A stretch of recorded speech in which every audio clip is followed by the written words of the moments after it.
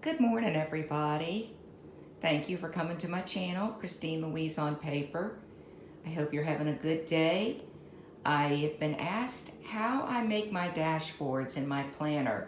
So I wanted to do a video today, and it's not going to be long, just a quick one, explaining how I do my dashboards. If you haven't already seen any of my videos, I make my own dashboards. I go on Google Images and I find images that I like for the season, whether it's fall like now, spring, summer, and I find pictures that I like, I laminate them, and I make my own dashboards. So I'm going to show you how I'm going to be setting up my next season, my Christmas dashboards. I am not a detail person, so everything I do has to be quick and easy and uncomplicated. I don't do a lot of math or measuring. I eyeball everything and I do it in the fastest, easiest way possible. So when I start, I go to Google before the season begins and I pick the number of images that I need to make all of my dashboards. It's usually about 9 and I do them front and back. So here's where I picked my 18 or so images and I send them to my Walgreens photo app and I come back with these great images of what I'm going to be doing for Christmas. Some of these are so beautiful, I have to flip through to show you. They're just gorgeous. For Halloween and fall, I did collages, but for this one, I wanted, since Christmas is so amazing, I wanted full page images. So I'm going to give you a quick flip of what I'll be working with. These are just so crisp and so beautiful. And because I'm using the Malden, I wanted to pick just some really earthy, I mean, these are just going to be beautiful in the Malden. I think picking these are the funnest part of the whole process, is picking what images I want to use on my dashboard. The rest is just the unglamorous work of cutting, pasting, punching, laminating, and then getting the tabs on them as my last step. This one is a tree by the fireplace, just so gorgeous.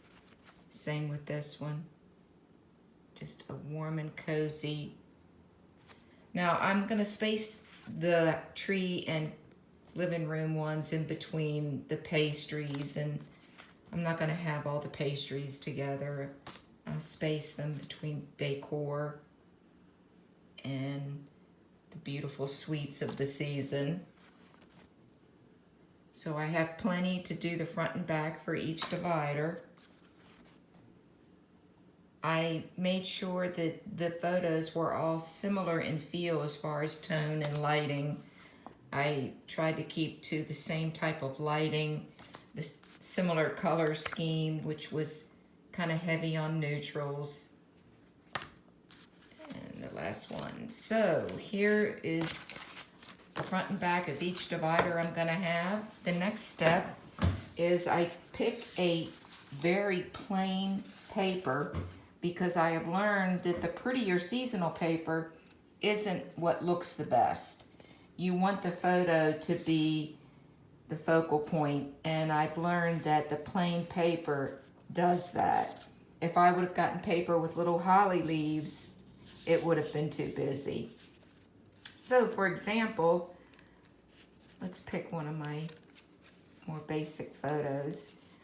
I will cut the paper to the size that my dashboard needs to be.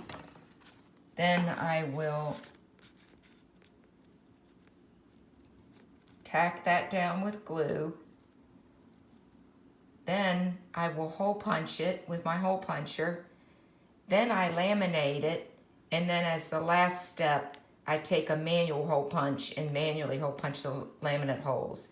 The reason is my hole punch will not handle both sides of these having a photo and laminated. It's just too much.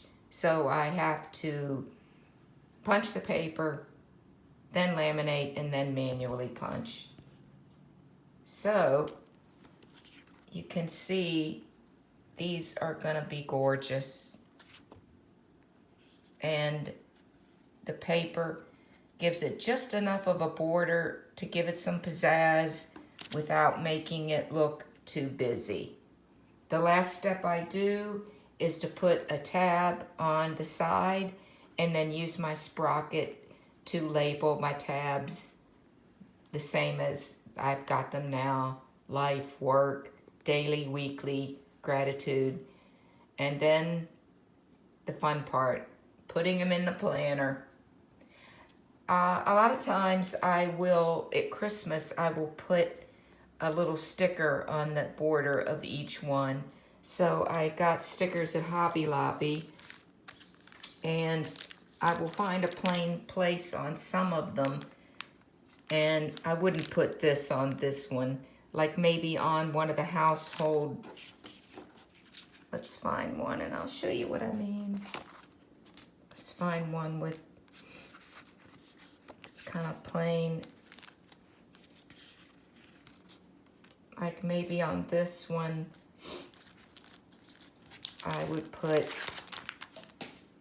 one of these little coffee cups down on the bottom or at one of the top corners. And it adds a lot. It adds a lot, adding one little pretty sticker.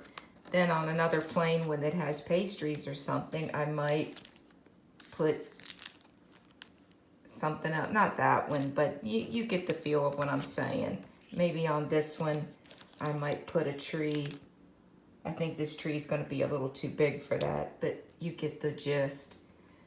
And so that's the fun part. Once you get the pictures down, get them on the paper, get them laminated, that's when the real fun part begins.